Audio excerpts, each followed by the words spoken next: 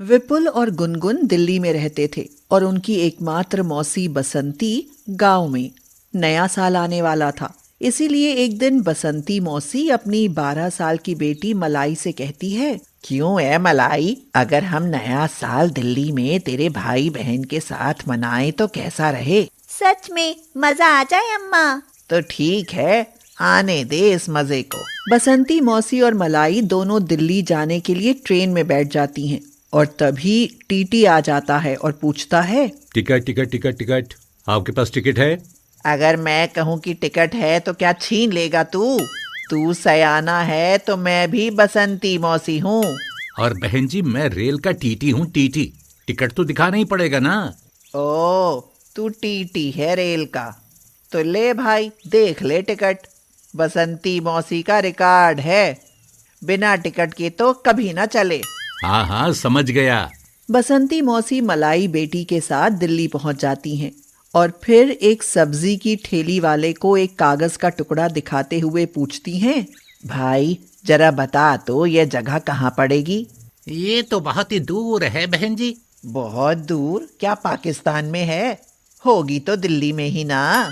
हाँ, है तो दिल्ली माहिर। यहाँ से 2 किलोमीटर दूर है। ऑटो करके चले जाओ। ऑटो? ये कोई लोकल हवाई जहाज है क्या? अरे नहीं अम्मा, 3 पहियों वाली फटफटिया गाड़ी होती है। तभी वहाँ एक ऑटो आ जाता है और सब्जी वाला उसे देखते ही कहता है, लो, आ गया ऑटो। ये ऑटो है या डिबिया? देख तो मलाई, कैसी मकौड़ी सी दिखती है।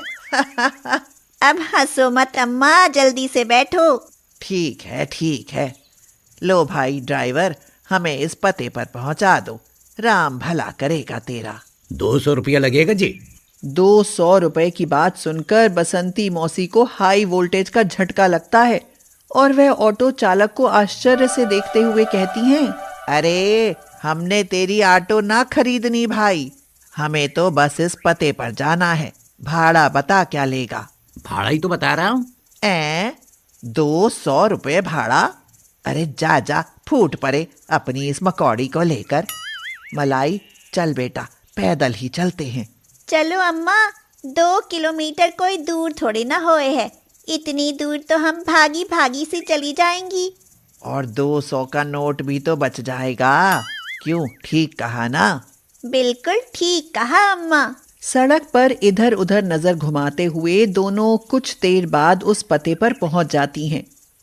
तभी बसंती मौसी की नजर सामने दीवार पर लगे टीवी पर पड़ती है और वह खुद को टीवी में देखकर भावुक हो उठती हैं और कहती हैं, अरे देख देख मलाई, तेरी माँ टीवी पर आ गई। इस वक्त तेरी नानी टीवी देख रही होगी तो समझ ले गदगद हो जाएगी। हाँ। वो क्यों अम्मा? अरे वो इसलिए कि तेरी नानी मुझे बचपन से ही टीवी पर देखना चाहती थी ना, आज उसका सपना पूरा हो गया। यह सुनकर मलाई जोर जोर से हंसने लगती है और उसे हंसते देख बसंती पूछती है, अरे तू पागलों की तरह क्यों हंसने लगी? हंसू नहीं तो और क्या करूं अम्मा, वो टीवी नहीं सीसीटीवी है। पर है तो टीवी ही ना, मुझे खुद को टीवी में देखने का मौका तो मिला। अब चलो अम्मा। हाँ हाँ चल। तभी वहाँ गार्ड आ जाता है और उनसे पूछता है, आपको किसके घर जाना है? भाई हमें विपुल और गुनगुन के घर जाना है, मैं उनकी बसंती मौसी हूँ। ठीक है, 3rd फ्लोर पर 2 नंबर दरवाजे पर बेल दो। भाई बैल कैसे दे सकते हैं, वो तो हम लाए ही नहीं ना, भला ट्रेन में बैल को कैसे लाते? अरे अम्मा, वो बैल नहीं, इनका मतलब घंटी है। दरवाजे पर घंटी बजाओ। पर घंटी भी कहाँ है बेटी, वो भी तो घर ही रह गई। क्यों भाई, ताली नहीं बजा सकते क्या? अरे माफ करो मौसी, जाओ, जो बजाना है जाकर बजाओ। मलाई बसंती मौसी से ज्यादा समझदार थी, वह डोर बेल का मतलब समझती थी, इसीलिए दरवाजे पर जाते ही डोर बेल बजाती है। अरे बसंती मौसी आप? मैं अकेली नहीं बेटी, मलाई भी साथ लाई हूँ। नमस्ते दीदी। हाँ हाँ ठीक है, आप दोनों अंदर आइए। बसंती मौसी और मलाई दोनों अंदर आकर बैठ जाती हैं तो गुनगुन कहती है, सुनाओ बसंती मौसी, कैसे आई? बेटी ट्रेन से उतरकर पैदल आई। अरे मौसी, मेरा मतलब है कि अचानक कैसे आना हुआ?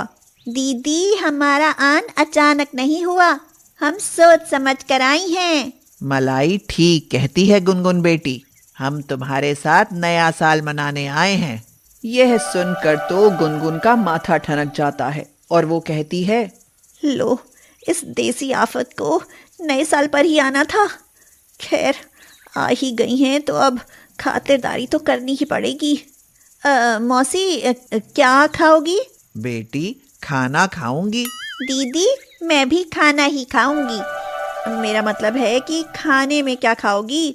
नूडल्स, पिज़्ज़ा या छोले भटूरे, क्या खाओगी? बेटी सब खा लेंगे, थोड़ा थोड़ा, जल्दी से ले आओ। बसंती मौसी और मलाई के आने से गुनगुन और विपुल उनकी सेवा करते करते परेशान हो उठते हैं। दीदी, बसंती मौसी ने तो तुम्हें कुक और मुझे बैरई बना दिया है। पकाओ और खिलाओ, मुझसे नहीं होता। अरे भैया, सगी मौसी है, ऐसे घर से भगा भी तो नहीं सकते। पर ये सब सह भी तो नहीं सकते। यह कहते कहते विपुल सिर खुजाने लगता है और तभी गुनगुन को उसके बालों में जुएं नजर आती हैं। हाय रे, तेरे सिर में तो जुएं हो गई हैं। जुएं? ये कैसे हो सकता है? मैं तो रोज शैम्पू से नहाता हूँ। तभी बसंती मौसी हंसते हुए कहती है, ये जुएं जरूर मलाई के सिर से आई होंगी बेटा। उसका सिर तो जुओं का मतलब पूरा चिड़ियाघर है। अब नहीं है अम्मा। यहाँ आने से पहले मैंने मुल्तानी और गर्म पानी से 7 बार सिर धोया था, भूल गई क्या? यह सुनने के बाद तो गुनगुन और विपुल डर ही जाते हैं। विपुल तो पागल ही हो जाता है और कहता है, दीदी, मौसी और मलाई के चलते तो हमारा घर सचमुच चिड़ियाघर बन गया है। ठीक कहते हो भैया, नए साल की पार्टी से पहले इन्हें गांव भगाना ही होगा। पर कैसे दीदी? यह सुनकर गुनगुन विपुल के कान में कुछ कहती है तो वे दोनों बीमारी का बहाना लेकर बिस्तर पकड़ लेते हैं। हाय, मर गई। क्यों? मौसी, हमें बचाओ। अरे तुम दोनों को ऐसी कौन सी बीमारी हो गई? मौसी, डॉक्टर चमेली आ रही हैं, इस बीमारी के बारे में वही बताएंगी। अरे कल तक तो चमेली को गोबर के कंडे पाथने ना आते थे, आज चमेली डॉक्टर कैसे बन गई? ये गांव वाली चमेली नहीं है मौसी, ये शहर वाली चमेली है। तभी डॉक्टर चमेली आ जाती है और गुनगुन और विपुल की जांच करके कहती है, हाय हाय, आप दोनों को तो नए वाला कोरोना हो गया है, आपकी जान को तो खतरा है। मैं बोलूं, ये कौन सा कोरोना है? ये पहले वाले कोरोना का मौसा है। क्या इन कोरोना वरोना के भी मौसा होते हैं? आप भी तो विपुल और गुनगुन की मौसी है ना, फिर कोरोना का मौसा क्यों नहीं हो सकता? मैं तो कहती हूँ आप तुरंत अपने गांव लौट जाइए, यहाँ जान का खतरा है।